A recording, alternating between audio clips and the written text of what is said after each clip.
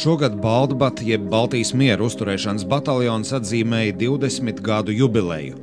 Vēsturiski tas bija pirmais kopīgais Baltijas valstu militārās vienības projekts, kurš tika realizēts un pastāvēja. Tāds tas ir vienīgais kopš mūsu triju valstu izveidošanas pagājušā gadsimta sākumā. On 8 February of 1995, presidents of three Baltic states formally handed BALTBAT flag to its first commander, so this day is regarded as a day of Baltic battalion formation. BALTBAT dzimšanas diena ir 1995. gada 8. februārī Ādažos. Šogad 18. februārī triju Baltijas valstu BALTBAT vienību karavīri, komandieri, augstākie virsnieki un NATO sabiedrotie satikās, lai atzīmētu 20. gada dienu. Today we remember the cornerstone of the Baltic military cooperation, Baltic Battalion. I'm really honored to address you in this historically important event that laid foundation for our cooperation with Western countries and the integration process in the NATO. 20 years ago, the Baltic states launched a military project, the Baltic Battalion, aiming to establish an international battalion which could participate in peace operations, thus demonstrating the unity of the Baltic states and their commitment to peace in the region. The BALTBAT had several tasks, one of which was to prepare the Baltic states peacekeeping unit for participating in international peace operations. At the same time, it had to promote regional stability and strengthen the operational cooperation in the units of our armed forces, adopting the Western experience. The BALTBAT marked a multinational effort of symbolic and political importance, because it demonstrates the will of three Baltic states to defend themselves and to integrate within international structures. It established the credibility of the Baltic states as reliable partners for NATO, and later moved their accession toward NATO. Also, the BALTBAT ended its functions in 2003. The sense of brotherhood, unity, and common goal to defend themselves remained rock solid and led to the development of several Baltic military cooperation projects that are still operating, such as BALTTRON, the BALTNET, and the BALTDEVCOL. Also, our willingness to share the international responsibilities and to continue as well as to benefit from international security has remained strong. I would like to take this opportunity to thank you for your everyday service, ensuring our security and defense, thus staying united towards current security challenges, as well as contributing to international security. I wish all of you to keep this strong brotherhood that has contributed our security. Please keep this cooperation between three Baltic countries, because it is very important for stability and security in our region, and also for the security in Europe. Thanks. We train together, we're talking about our tactical capabilities, to talk about procedural developments, and we're talking about readiness to go for international operations. It was absolutely crucial, important for development of our armed forces, particularly land force capabilities. But I would like to stress two, I think, even more important points. First is, historically, for the first time since our countries got independence and regained independence, we had military project. We all know the strategic mistake what we all made between wars, not being together, not being ready, fight together, even to plan together, nor politically, nor military. So this is, it is important to be together and later to develop this understanding of jointness in a multinationality in the future. Second is mindset. We all know our history, where we're coming from, and I would say mindset was the most important change to be part of, to needed this change to be part of NATO, be part of European Union, be part of Western culture. By saying mindset, I didn't mean only procedures, don't mean procedures or simple things which you can implement quite easy. It's about understanding how the relationship between soldiers, privates, NCOs, particularly officer corps, decision-making process itself, and we all know. So BALTBAT played a very important role to influence our understanding our military culture. I would like to say thank you to General Domroze, so kindly accept the invitation to be part of this small ceremony. Again, symbolically, yeah, the project was closed in 2003, but right now, as we speak, our Baltic battalion, new Baltic battalion elements are training, preparing themselves for two very important events. The end of this year will be one of the largest NATO exercise called Trading Juncture, where we all ministers agreed to make decision to send all Baltic battalion to success, and later offer for NRF 16 duty, which is not approved yet. Final fourth generation will take place a little bit later in the spring, but anyway. So symbolically, General Domroze, we are kind of giving, under your command, our Baltic battalion. Thanks for being with us. And then finally, I would like to say thank you to all veterans. I would like to say thank you from Latvian side to commanding officers at this time,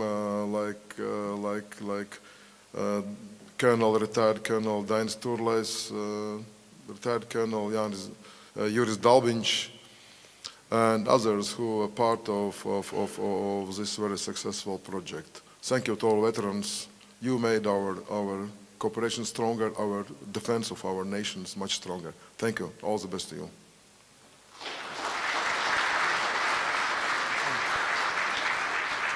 Excellency, Minister of Defense, General Graube, dear friends and colleagues from all the three nations, from the land of the free, our American forces, and others in the room.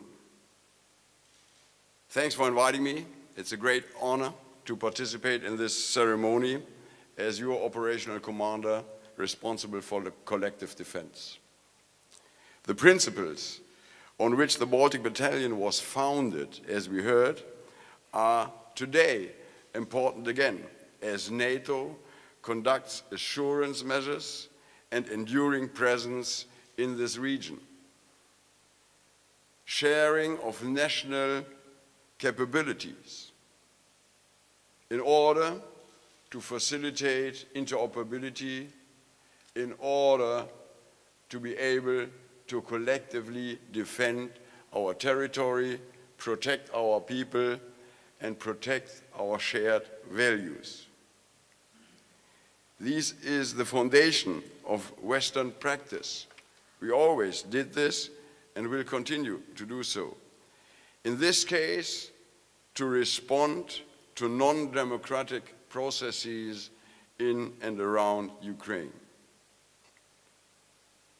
All the leadership, the political leadership, the heads of state and government, have condemned the Russian annexation of Crimea and the Russian invasion into eastern Ukraine. That is why we, together with our American colleagues, stand by ready to protect your region. Regional security on your own can only be achieved through the close cooperation of neighboring countries and nations based on common values such as rule of law, freedom of movement, freedom of speech.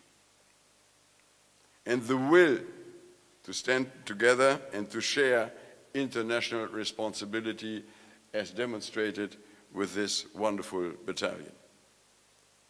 The Baltic states will contribute to a combined 3B battle group, which I am proud to lead in the NATO Response Force 16.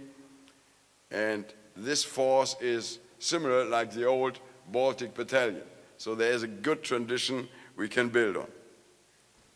Let me remind you, Minister and dear colleagues, that the alliance is strong. And let me also echo that I'm firmly convinced that together, and only together, we can achieve great things. Thank you. It is quite interesting situation for me personally. Here we are talking today about the history, but I don't feel myself as exponent of in a museum. I'm still working. And really I remember day 20 and more years ago as it was yesterday.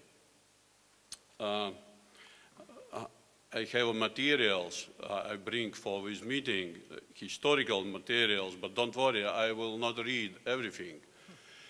I know the best speech is a short speech, and as a former military, I have to speak shortly and very concrete, and I will try to do it.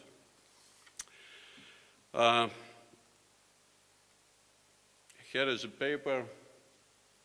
It is commander's meeting in Tallinn in 19 and 20 of November in 93. In Latvia, you know, it is the next day after our independent day, after the 18th of November. And many people celebrate here our independent day. In that time, Latvian Armed Forces delegation go to Tallinn for first commanders meeting. And we was received by the President Mary, a lot of discuss about situation in our Baltic states where it was similar. And I would like to remember one important thing. We have to remember and understand it was a time when Russian troops was here. And we just negotiate with Russia about Russia troops withdrawal from Baltic states. And our government was ordered me as a head of delegation for negotiations with Russia about troops withdrawal. And I think today we all now can understand one quite important thing. What was the main principle from our side, from Latvia's side, same it was in Estonia and in Lithuania, how we negotiate with Russia about the troops withdrawal. Our principle was everything what belongs by Russian troops, include officers and his families, have to be withdrawn. No any deals, what we need, what we want, everything have to be withdrawn. And today, historically, we can see it was absolutely right decision and principle. And if we look around in the former Soviet states, which have any deals and something live in own territories, partly from former Soviet troops, situation is totally different. In that time, in the same time practically, we started to develop our armed forces. And after the first day in 90 of November 93 in Tallinn, after our discussions, I was thinking about what? We are commanders. We are not politicians too much. We have not prepared only good signals for international fields. We have to organize something concrete. And by my hand, I wrote some proposals, and at the morning in 90 of November, I proposed some things, include one. Since the presidents and governments of the three Baltic states have expressed the desire to join NATO, the commanders-in-chief decide as a first step to form a battalion-size joint peacekeeping force to be used by the United Nations outside the territories of the former Soviet Union. It was our, I have to say, goodwill, because, of course, as a commanders, we have no rights to organize battalion, but it was the first signal for our governments. Let's do it. Political decision was not coming too easy. Next meeting of commanders in March 94, 18 and 19 of March, we still written in our protocol and ask our governments, decision still not, please do it, make decision, we will organize the battalion. Next meeting of commanders, July 16 of 94 in Vilnius, General Einsalm, General Andriskevicius, Dainis Turlais signs the paper. And again, as of this date, no agreement has been formalized by our governments. We again urgently request that such agreement for its formation of BALTBAT be formalized. And thanks to God, which decision has been made. And it was absolutely clear signal for around the world, for everybody. Baltics, if we are talking about our security and possibility to fight for our freedom, are ready, and we are joined.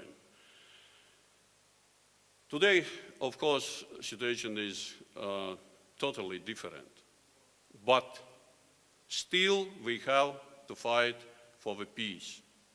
And I am very proud, and I thank God for with my great possibility and advantage to be soldier for freedom and peace in Latvia, in the Baltics, in Europe, and in general in the world. Thank you for your attention.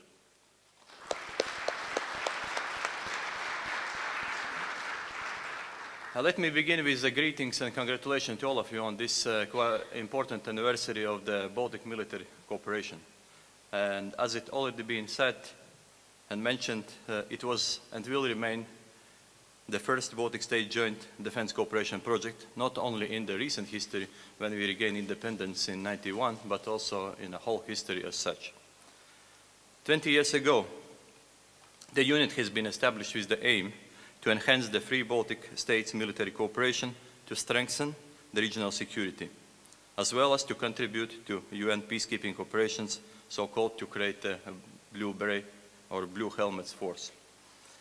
Despite the fact that BALTBAT never has been deployed to international operations as a whole unit, it has played the important and catalyst role for the transition of the three Baltic countries' defense systems from a post-Soviet to democratic Western state armies types. Throughout the extensive training program provided by NATO and EU countries here in Ādažu, as well as in Paldiski in Estonia and Rukla in Lithuania training centers, also through the education qualification and leadership courses abroad, by logistical and technical support from the West, by separate company-level deployments to NATO and UN operations, as well by contribution and participation in international staff and the field exercises, the BALTBAT matured and gained required experience, which helped to all three countries to pave the way for integration to NATO and EU. No doubt, the project enhanced cooperation among the Baltics, and lessons identified from the BALTBAT have been used and assisted to launch other projects like BALTNet, BALDEFCO, BALTRON, and smaller ones, which still exist and function up to now. These are really, as we called now, a smart defense examples. That means we were smart enough already in those days. Some argue whether the termination of the project was the right decision. I am joining those who question it. And it is now it's not only because I have served 4 years in a unit when it's been established as Latvian company commander, and as well I witnessed as a LATBAT commander and a J3 at National HQ its closure. But of course, it's still, I have some sentiments and special feelings about it. But to my knowledge and observation, the BALTBAT project has been terminated without thorough analysis and exploration of an idea to develop it into the Baltic Brigade, as well as due to the lack of resources to sustain the unit, and of course as well the lack of political will to invest into. Now 20 years since establishment of Baltic Peacekeeping Battalion, we clearly see the challenges for peace and security in Europe. Despite the first sentence of an EU security strategy, I quote, "Europe has never been so prosperous, so secure, nor so free." Is it so? I think probably some of you doubt it too.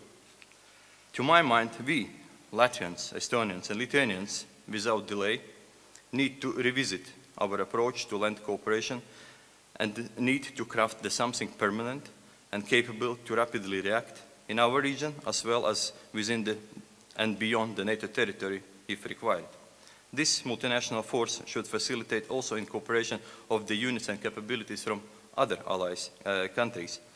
That significantly will raise our ability and defend ourselves and will play a substantial role and contribution to collective defense too. That was a great honor and privilege to serve in this unit, which certainly and positively influenced my professional career. Once again, congratulations and thank you very much. I bring you greetings from Ambassador Per Carlsen, who will be known to some of you. He is the Dean of the Ambassadors in Latvia. Before that, he spent 5 years as Danish Ambassador to Moscow, and he's also served as Ambassador in Vilnius. But in 1993, he was the head of the political department in the Danish Ministry of Defense. And the Danish Ministry of Defense, along with a number of others, heard what retired Chief of Defense Turlais has told you about. That is the decision of the three chiefs of defense of the Baltic states to create a joint battalion. And already in December of 1993, a meeting was held in which the supporting states, the first ones, talked about what sort of support they could give. Now, why was this so important? Well, at that time, as we've already heard, the Russian Federation armed forces were still in Latvia and Estonia. And at the time, 20 years ago, when the BALTBAT was formally created, let us not forget that though the majority of armed forces had gone in August of '93, in Latvia, the Skrunda area with its radar installations were still home to Russian forces. Why a peacekeeping battalion? Because that was the only way in which it was possible to get Western assistance to the Baltic armed forces without upsetting the Russians, because the Russians were very easily upset, and I think many people here have seen the violence of the vandalism that they used in advance of leaving the 3 Baltic states. Anything that could be used by our new armed forces was deliberately destroyed. Now that shows the kind of thinking that was there at the time. They felt weak, but they certainly were aggressive towards the 3 Baltic states. And that is why Western assistance at that time was so very important. And it is Denmark, with the late Minister of Defense Hans Lotārs and his right-hand man Per Carlsen, who later became the chairman of the steering committee of the BALTBAT, who led the way and organized assistance for the BALTBAT, of course in the form of training, but also weapons. He even led a delegation to Washington to talk to our friends in America to persuade them that this was the sort of initiative which was really important. And indeed it was, because if we now look at subsequent developments, in particular 2004, when the Baltic states joined NATO, I firmly believe that the BALTBAT was the first step in that direction, and to interoperability and to proving that the Baltic states had the same kind of mindset as our NATO friends. Stopping the project in 2000 was understandable because there didn't seem to be much of a threat. There seems to be a threat now. And now, looking back on it with hindsight, of course, it's easy to say we should have developed the BALTBAT into a Baltic brigade, which would be incredibly useful right now, because it would have forced us to coordinate our defense much better than perhaps we're doing it now. But it is not too late. Maybe we really ought to be re-examining this possibility, and we certainly must do everything to coordinate our defense between our 3 brotherly Baltic states. BALTBAT showed the way. Let's continue. Thank you very much. Baltic Battalion project wouldn't be possible without your all-veteran contribution. So units are made out of subunits, and subunits are made out of soldiers. So thank you for your service, for your contribution, your personal time, your sacrifice of families, what you have done to form a battalion. And battalion hasn't ended by the closing. You brought over to your units spirit of warriors, and I have a privilege and honor today on behalf of Land Force Brigade Commander Colonel Liberts, who is not able to be here, to continue tradition and mark your and acknowledge your contribution, to provide you with a small souvenir, as we do traditionally for our company commanders and battalion commanders. And please excuse this for a 20 years anniversary, that's for Latvian leaders. So I would like to call up the Latvian battalion commander for BALTBAT, retired Colonel Porietis.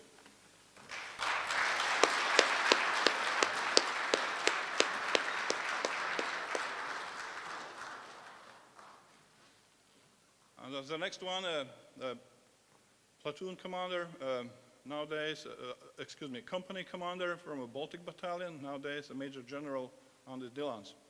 It's my pleasure.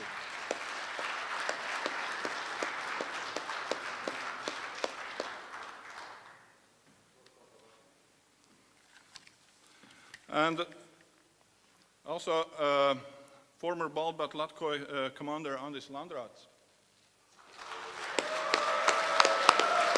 Major retired.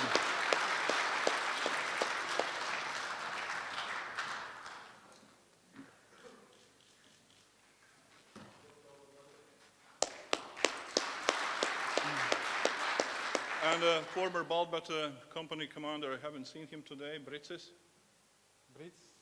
Mr. Brits is here.